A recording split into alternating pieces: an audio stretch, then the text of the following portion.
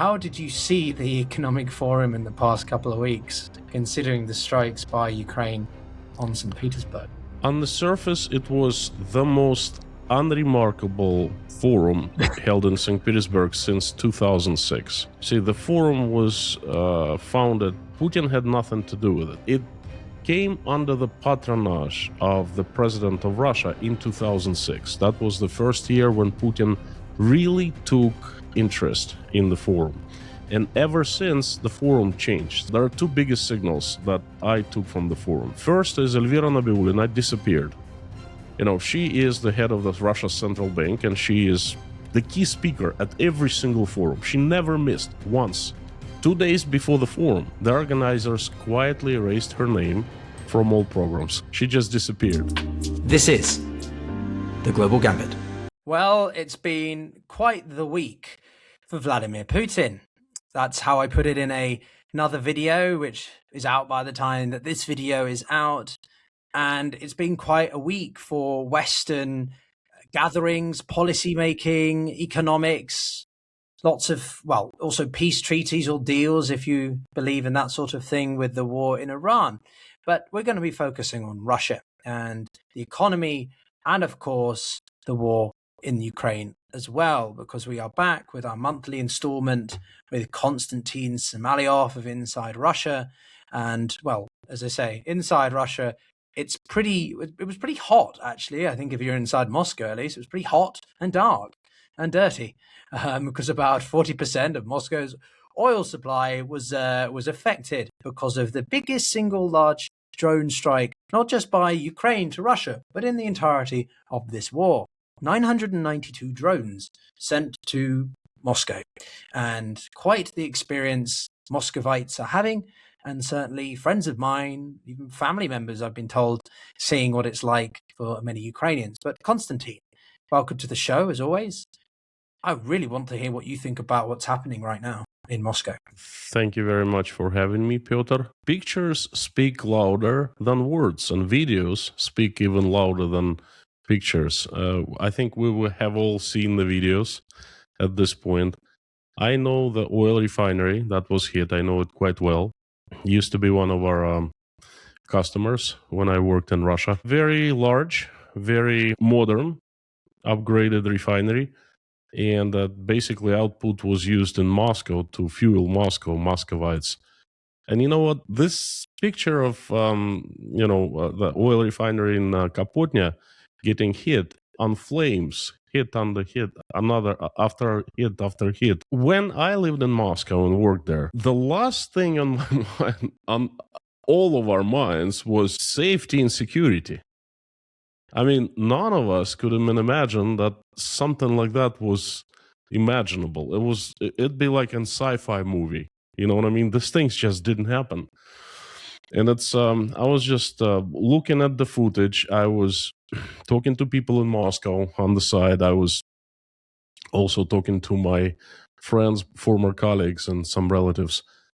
And that is such the regression of Russia. You know, it regressed from being a fairly normal country to Moscow being bombed heavily by hundreds of drones, unopposed from Russian air defense system, which proved to be fairly non-existent. Okay, this is the first bombing of Moscow since World War II, since the 40s of the 20th century. And when Russia attacked Ukraine, Putin claimed that was for Russia's and Russian people's security and safety. Well, I guess we are seeing what kind of safety this war has brought to not just to Russia, but to Moscow, because Moscow is extra protected. You know, Moscow is always extra cared by the Russian state. And we're seeing destruction, massive destruction, not just oil refinery, but there's a very large wholesale market called Sadovod. It was hit as well. Not sure if it was a direct hit or they shot down some drones and the fragmentations fell, but there was fire. So it's not just Moscow, it's facilities. It's not just the oil refinery, facilities around as well. So really hard to comment here. I mean, we're seeing everything for ourselves. Well, comment because it's personal, or comment because it's the scale of it is just difficult to comprehend? It's difficult to comprehend the situation. That Moscow is being bombed. Russian state was selling for 4 years. They were selling Russian people this picture perfect. And about the economy, about the security, safety, and so forth. And a couple of weeks ago, St. Petersburg International Economic Forum, Putin's poster child, his favorite toy, bombings there, and it happened with a bunch of black smoke clouds right in front of the windows where all delegates of the forum were. And now Moscow, and yesterday massive bombing. Another attack today. I don't know what to comment, really. It's just it's bad. It is. It's it's difficult to really put into words, isn't it? The extent to which this is affecting the city, affecting everything that I think Russians have taken for granted, like that, isn't it? Really, I don't really know what to make of it. It's quite challenging, actually. I've been to the city many times. I'm not going to say I have some kind of real deep, meaningful connection with Moscow, but it's still a city that I went to quite a few times in a personal context. And, it's you get a sense of what people on the other side have having to be dealt with for 4 years or 12 years if you go back to 2014. So, yeah. It's a very good point. Pyotr, you made a very good point. You know what I've noticed? And I think it's worth mentioning here today. I've heard many comments in the last 2 days. A lot of people are outraged. A lot of people are scared. They comment a lot. They, record reels on Instagram and how terrible situation is. You know what? Not once I heard sympathy and empathy towards Ukrainians. People whose cities have been bombed for 4.5 years. Okay, some of the cities have been razed completely. Yeah. Okay, they get through this kind of bombings. To them, people in Kiev and other cities, they probably looking at what happened to Moscow and they're saying, well, that's, it's not a big deal. We usually get worse, that type of thing. And Russians somehow have forgotten about that, or they're ignoring, or they're avoiding this topic on purpose. I don't know, but not one single bit of empathy, of sympathy to Ukrainians. Well, it's not something I like to acknowledge either, really. It's a disappointment and frankly very unpleasant, but it's honest. A lot of Russians are very indifferent. Some of them even get a sadistic enjoyment out of seeing Kiev on fire or in disarray and the suffering, maybe because they're on the receiving end of this propaganda or just because they genuinely have that sort of sentiment. It's a difficult one to really process as well. So I think that what this demonstrates really is a couple of things. One, that the Russian government doesn't have an answer to properly mitigate this. How are you going to cover what's happening? If you looked at the main broadcaster, Rosia 1, right, or some of the other main broadcasters, they were just, by the afternoon, they were just like, oh, there's nothing there to report. They quoted the official statements and that was it. It's just, it's quite farcical. But the second thing is that the Ukrainians always target acceptable targets, right? Infrastructure. They're not going after religious sites. They're not just blanketing. The difference between the way that Moscow conducts it or the Kremlin conducts it versus how Kiev conducts military targeting is quite different. So that, because there's been 17 people injured, but none of them terribly, from what I understand. And secondly, the proportion of injuries compared to the number of drones shot.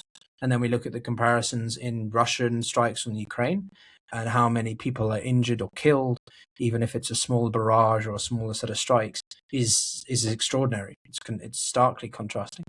So, yeah, I think that's a huge distinction that we need to always emphasize. It's not just the quantity of strikes, but the way that they're being targeted, how. So, yeah, I don't know what your thoughts are on that element as well, if there's anything that stands out for you there. Oh, it's really hard to argue with you here. I have not heard of one strike of a church in Russia anywhere. I have seen drones smashing into tenement blocks in Russia. Majority cases, of course, I can't say for all, but majority, it's the Russian Air Force defense, shoots down a drone and it loses control, and it just uncontrollably smashes, at a random place. And Russian officials always say, "Oh, it's just a fragmentation falling from the sky," So I think you're right on. It's hard to argue with you. Yeah, it's as I say, it's just a notable difference in the way that they conduct themselves according to international humanitarian law, right? The laws of warfare. It's very different. So, and Zelensky's comments earlier on in the week were quite notable for Ukraine is toying more and more, I think, with the Kremlin. Their willingness to make comments over Victory Day parade last month, or even the strike on Moscow during the International Economic Forum, which I'm very keen to get into with you as well. What do you think going through Putin's mind, or just the general government, when they hear the Ukrainians making these provocative remarks? I think that people in the government, they could care less of what Ukrainians say, because each person inside Putin's system, inside the vertical of power, has a goal, okay? And they don't look at the whole picture, the holistic picture. They look at their goals, okay? The goal of prosecutors to throw as many people behind the bars, innocent, guilty, doesn't matter, okay? The more, the better. The goal of Rosguardia is to keep order on the streets and to make sure that all opposition, no opposition exists, okay? Just to give you an example, crime wave is on the rise in Russia. I mean, it's not rocket science. You get a lot of people with with combat experience who have been at the war, returned. You have lots of unaccounted illegal weapons flood all cities and towns of Russia now. There's black market, and it's fairly easy to buy any kind of weapon you want. And yes, economic hardship on the rise, just like it was in the 80s. And what happens? Gangs start appearing. I can tell from my city, Rostov-on-Don, it was one of the most crime-ridden cities, street crime-ridden cities back in the 80s. And then things became normal, just like everywhere in Russia, the crime decreased. Now the crime is on the rise, and the gangs started appearing again. There are two gangs currently, and one of them is at the western part of the city, and it's called Talersky. There's a shopping center called Taler in Rostov-on-Don, and there's, a guy came from the war, so-called veteran with guns, a gun or guns, and he got together a few teenagers, and they're walking around and just basically extorting money from small businesses, from a local school. And people asked police for interference and to fix the situation, to get rid of the gangsters. And the police response was, well, it's not really our problem. It's like, what do you mean? Well, our problem is to make sure that the streets are quiet. Okay? Gangs and crimes, street crimes, you take care of that. That concerns you. That's not our problem. Just an example, and that's a real situation in Russia, okay, in Rostov. I know it because I had a witness telling it to me.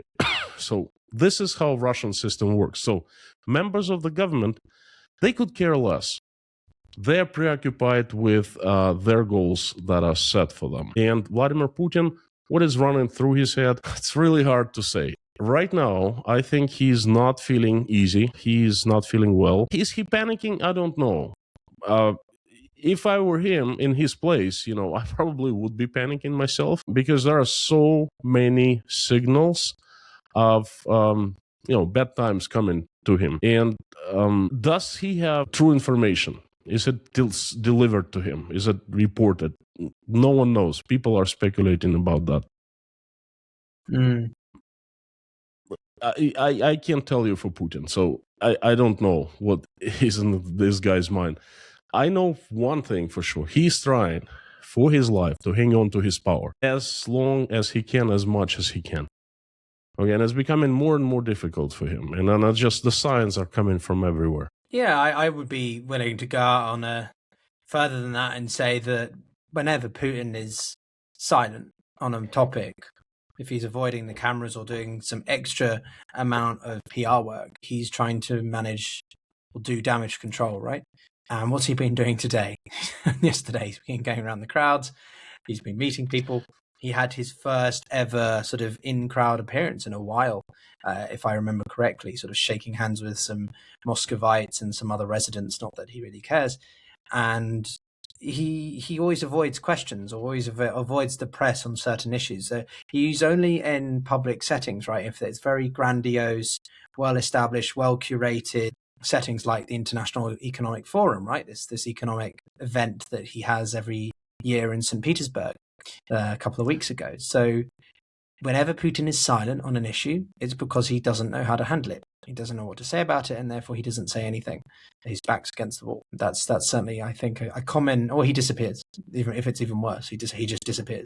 And I don't expect him to be in the public light very much in the next few days, if I'm honest with you. But I'm kind of curious just to step back a little bit and look at that economic forum with you, because you touch on the economics a lot. That's what we like to do in our collaborations. So how did you see the economic forum in the past couple of weeks, considering the strikes by Ukraine on St. Petersburg? On the surface, it was the most unremarkable forum held in St. Petersburg since 2006. See, the forum was founded, I believe, 2006 specifically. 1999, I believe, 98 or 99, something like that, a long time ago. But Putin had nothing to do with it. It came under the patronage of the president of Russia in 2006. That was the first year when Putin really took interest in the forum.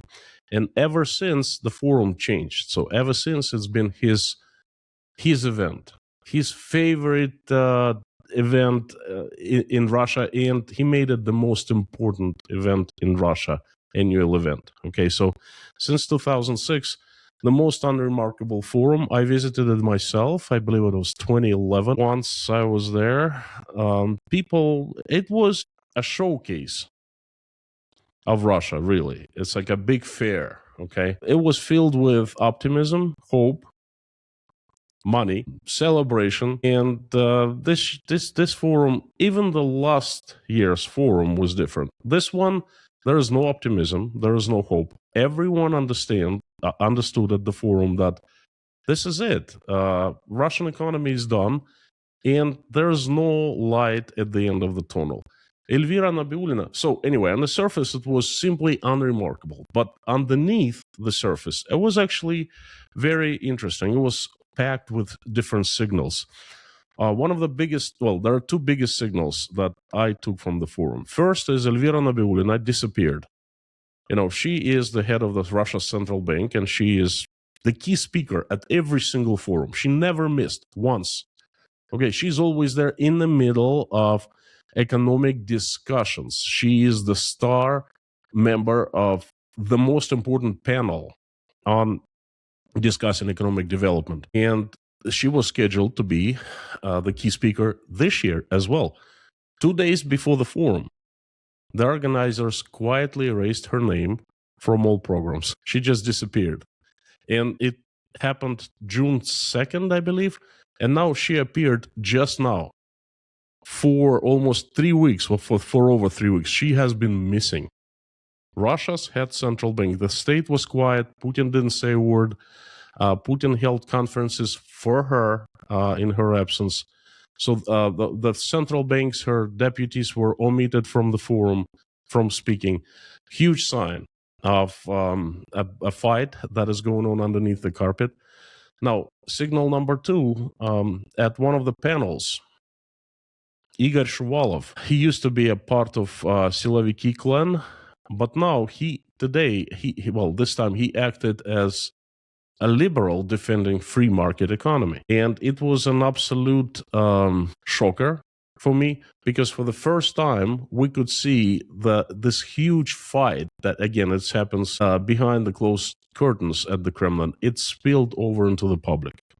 No, Igor Shuvalov openly admitted that there is Russian economy, Russian free market economy, and the principles of free market economy that were born in after the USSR fell apart. They are in danger, grave danger, because there's a group of people around Vladimir Putin who want state control back, who want to cancel free market economy and just control economy just like the communists did back in the USSR. And Shuvalov, now, out of all people, he acted on behalf of the economic group who is fighting to prevail existence of free market economy in Russia. So, and it was absolute shocker. So he clearly admitted that there is a clan, Siloviki clan, that is influencing Vladimir Putin, and they're very close to actually seizing control over the economy in Russia, complete control. So that was shocker number 2, the very important signal number 2. And of course, Putin's speech, the keynote speech, is very important because it usually shows the direction of Russian economy for a following year. His speech this time was odd. It showed how out of touch with reality Vladimir Putin is. He spoke of the advancements of Russian economy. He spoke of complete victory at the front lines. It was a very odd speech, but then again, to me, it showed that he's very out of touch with reality. Yeah, so I would say they were smaller signs, but these are 3 big ones. Yeah, I would just comment on 2 of those. The speech was incredibly strange, even by Mr. Putin's standards. He was seemingly just trying to deny everything. He's in that you've got the 5 stages of grief, is it? And then he's in the denialism phase, right? He's just denying everything. Maybe he'll come around to acceptance and we'll see some kind of push for peace. I don't know, but he's in the denial phase right now. And some of the figures he gave were just farcical. All the meanwhile explosions going on outside, and I think it tells you about the extent to which they don't even have a decent entourage, right? The United States did send a small entourage, but it was led, and I love this fact, Konstantin, I'm sure you read this, it was led by the guy who's in charge of building the ballroom in the White House. He was the head honcho, which is, I don't even know if that classifies as a diplomat, but that was number 1. And number 2, Candace Owens was there, and Steven Seagal as well. That's what I was coming to. The US delightful people, you can tell that they're exactly the kind of company you want if you're inviting Candace Bloody Owens or anyone else of that ilk. I feel uncomfortable even talking about it, to be honest. But anyway, but the broader point to what you said about the bank, the governor, she is... And people sort of have a problem with sort of recognizing that she's done a remarkable job. I mean, objectively, she has as a technocrat. We're not getting into the normative arguments of whether she's supportive of, therefore you shouldn't recognize her as doing a decent job. The fact of the matter is that she has been doing an incredible job, her job, of keeping the Russian economy afloat and navigating all the politicalization of the system. She's certainly not in Putin's inner circle. I think that's pretty clear. I think we've even spoken about that in the past, right? But I think you can respect someone without having to like them. I don't know much about her background personally, but I just think she's quite formidable in her policymaking. That's more the point. And now she's nowhere to be seen. She's very much not in the light. She's all very strange. So one wonders what's happened there. Is she out of the picture now? Is Putin micromanaging the economy as he is the war, which seems to have been the case in the past few months? A lot of questions here, and a lot of skepticism, a lot of speculation, because it really looks untenable, doesn't it? Well, she showed up in public. Today was a scheduled meeting where they announced the change of the key interest rate. They basically, and this was the date that I was waiting for, because she had to either show up or she wouldn't show up. And then each each action would reveal a story. Okay, so she showed up and she lowered the interest rate by 0.25%, by 25 points, which is basically almost keeping it intact. And she was missing for over 3 weeks. She appeared today. Well, the official excuse was removed.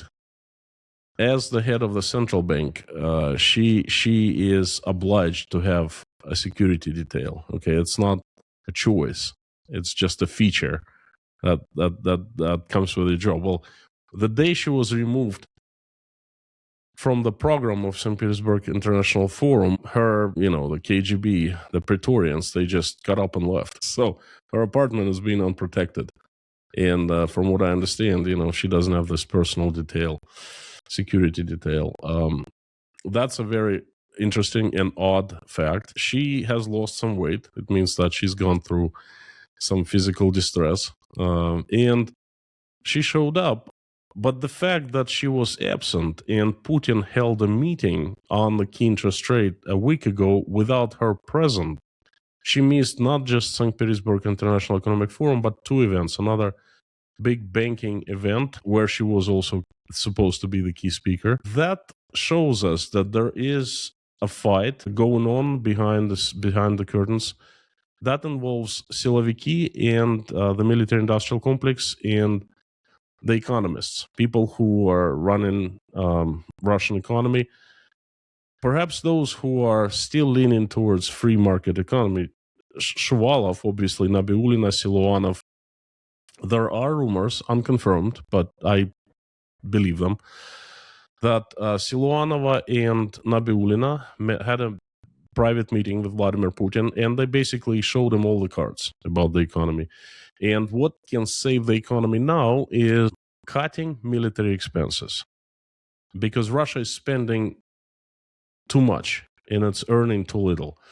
And the military spendings jumped by 40% this year, where in the beginning of the year, they didn't plan for it. And they were saying that the spending is not going to go up, jump by 40%. Now, half of Russian federal budget is spent for either military expenses or some kind of security expenses. All right, half of it.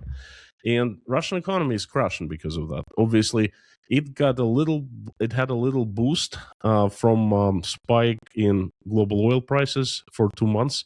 But this is it. Hormuz is open now, and the price of oil has dropped down to $80 a barrel. A couple hours ago, I checked the last time. It means that Urals, Russian oil, is trading at around $70 per barrel, 70, 72, perhaps even deeper discounts, right? So there is no hope for Russian economy. There is no positivity. There's nothing positive out there. And nothing can fix it now. So what the military-industrial complex and Siloviki have been pushing, more expenses. Where to get money to cover the budget deficit, growing budget deficit? Well, to print money, obviously, okay? To lower interest rate drastically, to allow more borrowing from the banks and support the banks by printing money, increasing M2, money mass. And Elvira Nabiullina and Siluanov, the finance minister of Russia, they are opposing this policies, and there's a fight actually. And Vladimir Putin had a meeting with Nabiullina and Siluanov, and so it looks like a little mutiny on the inside, okay, from the economic people, and it looks like, well, it was a mutiny, but it's over now because Nabiullina resurfaced. She is alive. She's well. She gave an incredible. She painted told an incredible story of how Russian economy is doing well, how it's growing. I couldn't believe my ears when I was listening to her press conference today. Okay, so according to her, things are not too bad. Okay, but they are. Russia is out of fuel. That is going to drive. It's already driving the fuel prices up. That means that everything will go up, or prices for everything. Inflation is going up, and there are problems with Russian agriculture industry. Farmers won't be able to harvest. Okay, they're going to incur huge losses. Just in a couple of weeks, because July 1st, that's when harvest officially starts in Russia, and there's no fuel, there's no diesel. The problems are that Russia does not produce as much fuel as it used to. Refineries are on fire. There are the federal employees get delayed their wages. Okay, there are about 25 provinces that are having problems. Teachers, doctors, they don't get paid in time. There are massive layoffs. I mean, I could go on and on and on about these problems. And then Nabiulina comes out and says, well, things are generally okay. You know, there's nothing to worry about. There are some problems, but everything is under control. It's like, really? Okay, so it means that the mutiny that they tried to stage with Siluanov has been squished by Putin or by Siloviki. I'm not sure.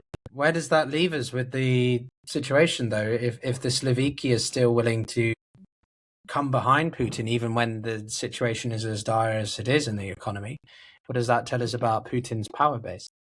That's a completely different conversation, okay? Because there are different signals, very odd signals coming from the very deep inside corridors of the Kremlin that kind of cast shadows on Putin's absolute power. How much of that power has he lost recently? I'll just give you one example. Well, a couple examples, really. But the biggest one, it's probably, to me, it's one of the biggest news of the year. 2 days ago, Ilya Traber was arrested in St. Petersburg. The untouchable, unsinkable, Putin's, well, I'm not sure if he's friend, I don't think that Putin has friends, but associate and long-time ally. Rumors have it he got Putin his job in the Kremlin in 96. And for 35 years, Ilya Traber was absolutely untouchable.